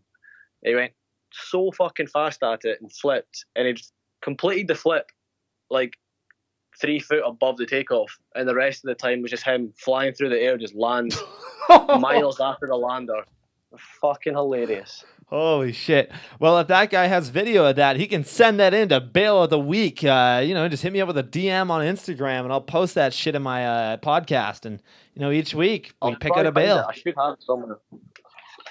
Dude, I should have it on my laptop somewhere, so I'll have a look. Tell your buddies, send all their bail footage to me because I'm going to give away a frame at some point this year for Bail of the Year. So, like, basically, it's just going to be fan, like, picked out. Whoever, like, all the fans are going to pick out what bail is the best. And if they pick out that, you know, one of your buddies had the best bail, I'll send him a frame. It'll be Ben Jump. It's got to be Ben Jump, though. It's got to be Ben Jump. No, we had some pretty good ones. Like, yesterday's Bail of the Week was actually a clip of my buddy Travis. He's, like, hitting this wall ride, like gap to wall, and I'm on a skateboard filming it, and this is our first take, so like I'm going way too fast at him, and I literally almost get run over. Like it's so close to being like bike hitting my camera, destroying the camera. I just managed to get out of it. And then obviously like the week before that is Bin Jump with his awesome Bin Jump clip. And the week before that was another friend of mine, Eric Weir, who like just fucking ate it so hard trying to do like it's really weird like peg trick on this sub rail, I guess, and he just like the bank is so steep and so gritty and like crusty and dirty that like he lands and slides on his fucking shoulder and head, like literally down the whole thing. It's so funny. Jesus, that sounds fucking awful. It's like literally at the point where he gets stuck because the bank is that steep where he's like on his fucking head and shoulder and he has to like kind of maneuver himself out of it. Yeah, fuck that. I've had a few nasty falls and stuff, but they never get any easier, do they? No, they don't. That's for sure. Oh, man. So let's talk about the local scene there. What do you guys have for shops and BMX jams? Like, what's the deal there? Well, there was a lot of backyard jams this year, run by 70s at all the local indoors and stuff. So I think like the winners of that got like Simple Session tickets, like to go ride Simple Session and stuff. Oh, hell yeah. I never went. I don't think any of us went to like any of them because even like they're all in summer and at a weekend, and I don't know why you'd want to be bothered going riding an indoor in the summer because it's the worst idea ever. But there's a lot. Dub BMX do a lot of street jams, like in loads of different cities. I think they've done like 5 this year. Okay. We only went to the Sheffield one because every other day there was one on. We were just already out riding and filming, so we couldn't be bothered driving to another city, when we could be just filming stuff for ourselves. But the one in Sheffield, it was hot as fuck. Loads of crazy stuff always happens, like mad stuff. Like there was one in Liverpool in 2018, and went to this kink trail spot, and this guy who's never done he's never done X pegs on a down rail. He says he's done an X pegs X ice on a kink trail. That was fucking insane. Damn, that's crazy. Yeah. So like, there's a lot of street jams. Like, who throws the local like street jams? Do you guys have people that do like local jams at all, or not really? There's none in Dumfries. We threw a skate park one once, and we've been meaning to do it again, but we've just not been bothered. And street jams, just like double do them, like throughout the summer, so there'll be 5, hopefully more this year. They're doing one in Barcelona. But oh my like, god, that'd be nuts. Yeah, there's where I am. There's like no jams. Even like the bike shops here, like don't stock a lot of BMX parts. So there's like kind of like not a lot of a scene here at all. What's like the top mail order site for the UK? Would it be Chain Reaction? Because I remember I used to order stuff from Chain Reaction years ago, like when I first started. It's probably Source, to be honest. Yeah, because I guess the Source is kind of taken over on that, eh? Yeah, because they've even got stuff in the US now with Ride. Well, with Our, or whatever it's called. Yeah, Our BMX. But I get all my stuff from Waller BMX in Sheffield. Like, the owner sound, and like, I'm always down there. So it's easier to go in the shop when I'm there and buy stuff. Hell yeah. Yeah, I looked up his page the other day because I saw that you guys had done some stuff with him. Yeah, I've done that little video with him. Yeah, I thought that was like really cool. So it's always like super nice when local shops are willing to do that kind of stuff with you, you know? Yeah, that was pretty much just from like the amount of like times we've been down, like we've all been in the same city riding, and then obviously because he's from there as well, he just came out with us, brought a camera on, and just started filming shit. Yeah, exactly.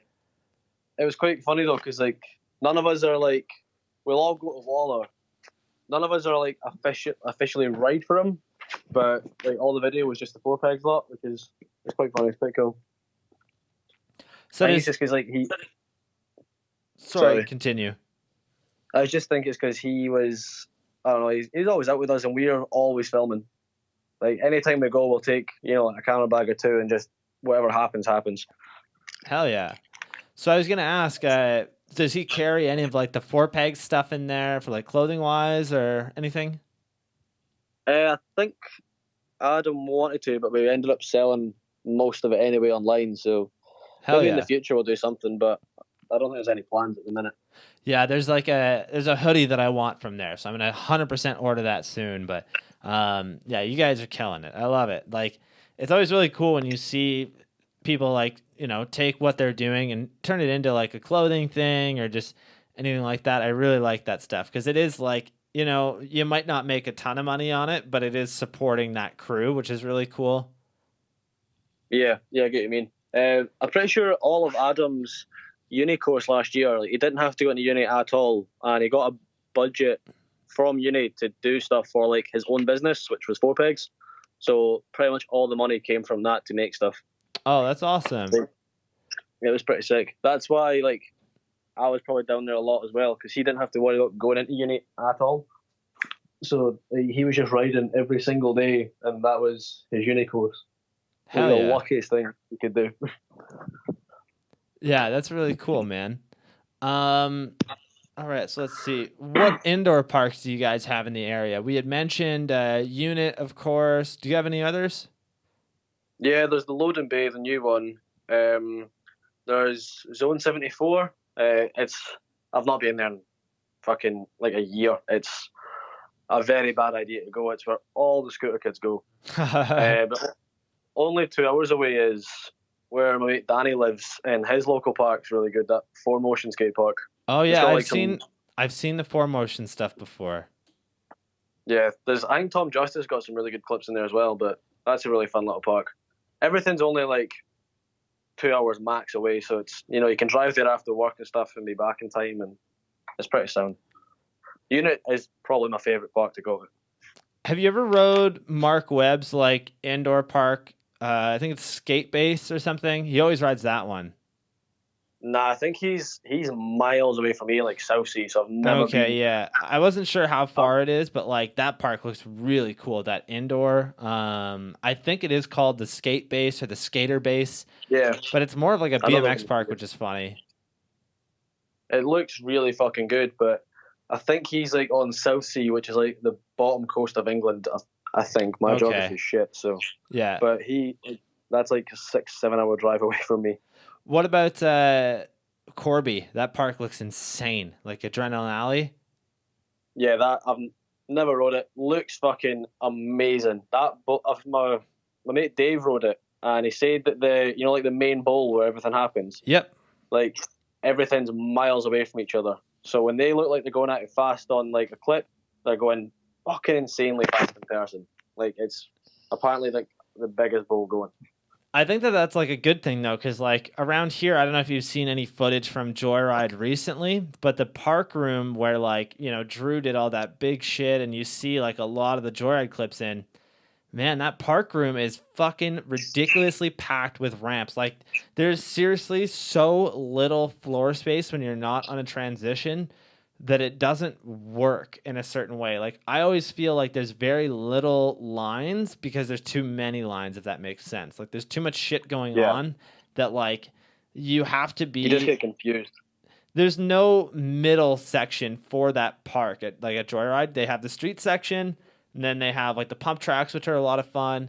But then they have like the jump lines, which the jump lines are really cool for people that like, my girlfriend, I recently got her a bike, and they have jumps that she could learn how to hit jumps on, and then I can go to ride the expert section, and like they're relatively close to each other, which is cool. But the actual like park room is the hardest thing in the building to ride, and there's nothing that compares to it. Like, hips and everything that is in there is way bigger than anything else there. Yeah, I'm looking at it now on Insta, and there's so many fucking ramps everywhere. It looks so hard to ride. It's ridiculous, eh? It's like there's so much shit going on. And like, a lot of the people that do ride there are really fucking good because there's so much going on. Like they've figured out that line and that park and everything. Yeah, like it's so ridiculous. Looks fucking fun though, like really fun. Yeah, you'll never get bored. That's the thing. Like there's so much going on there and so much to hit. Like there's ramps on top of ramps. You know what I mean? Like there's so much going on that like you'll never get bored, but yeah, I get what you mean. I can't wait for the fucking good weather to come back around though, so I can just go ride outside. Dude, I seriously haven't rode my bike in 2.5 months because it's just been shit weather here. And every weekend I've just been doing a podcast. I've been focusing on this. So like I haven't had time to ride. Yeah, that's fair enough. Life gets in the way. I guess so. I'm not really that offended. Like I really like to ride outside. Indoor parks, honestly, most winters I only ever ride indoor maybe 10 times for, the course of 5-6 months because we get long winters here, right? So oh yeah, I suppose. But then in the summer, like literally I ride my bike to work every day. And like I live like, it's a 45-minute bike ride from where I live to work. So fuck. That's okay. I enjoy it. Yeah, I've just missed it. I've not rode outside. Well, I've rode out in like New Year's Eve, like local area and stuff, but I've not rode properly streetwise in 2-3 months maybe, and even then it's been like really fucking cold and wet and just almost pointless. Damn, it's really hard here. There is some people that are like, they'll go out no matter the weather and stuff, but I'm not built like that. I can't do that kind of shit. There you go. All right, we're on our last question. If you were able to come to Canada, what city would you want to ride street at, and what parks would you want to hit? Fuck. There's one stair set I really want to ride, and I don't know where it is. Paley done a wall ride when he done it in transmission, and Jordan Godwin done like a pegs hard off the rail at the side of it down it. I think it might be Montreal. If you send me the clip of it, I will absolutely be able to tell you where it is. I'll find it, but I cannot remember. I think it's Montreal. It's probably Montreal. I've seen a lot of Paley section like in there. Montreal is seriously like the best place for skateboarding and BMX, and I would say all of Canada. It's literally our version of Barcelona. That's fair then. Yeah, probably there. And Joyride does look incredibly fun. I'd really like to fucking ride that place. There's so much going on at Joyride. Like, it's really cool. Yeah, it looks fucked. I'd really like to get to Canada, but obviously money's an issue. Oh, of course. It's expensive, man. But, if you ever save up the money and you're ever interested, absolutely hit me up. You got a place to stay. You got everything you need, so don't worry. Thank you very much. Hell yeah. Man, this is a lot of fun. Is there anything else that you want to talk about, or are we all good? I'm good. You got your questions out? I'm sound. Cool. Well, thank you again. Yeah, of course. Thank you so much for coming on. This has been a lot of fun. I really wasn't sure how long we would talk for, but it's actually been, let's see, close to 2 hours, actually. Fucking hell. It goes by quick, eh? Yeah, that went fast. Hell yeah. Well, I'm going to let you go because I do know that you need to head out to work or something soon, right? So. Tomorrow, I've got work in the morning, but up nice and early, so. There you go. Alrighty, man. Yeah. Have a good one. Thank you so much for coming on. I'll talk to you later. Peace. Yeah, good luck and all the rest. Bye. See ya.